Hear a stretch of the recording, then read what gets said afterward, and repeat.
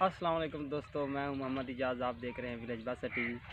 دوستو آج کی ویڈیو میں آپ کو کماد کی گنے دکھانا چاہتا ہوں، جو کہ ماشاءاللہ پنجاب میں بہت ہی کھانے میں اور گڑ بنانے میں بہت اچھا کردار ہوتا ہے۔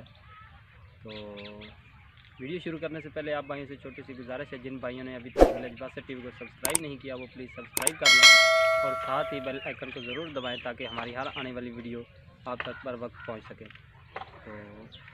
تو چلیں دوستو شروع کرتے ہیں۔ میں آپ کو ایک گنا توڑ کر اور اس کا ٹیسٹ چیک کر کے آپ کو بتاتا ہوں کہ کیسا ہے۔ تو چلتے ہیں، پھر میرے آ جائیں۔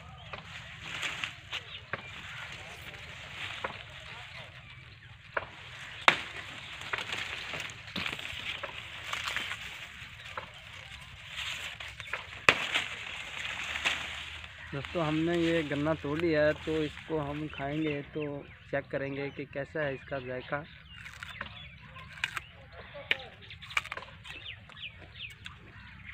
ماشاءاللہ بہت ہی مزیدار اور بہت ہی میٹھا ہے ماشاءاللہ۔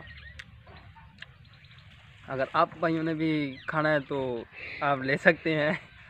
تو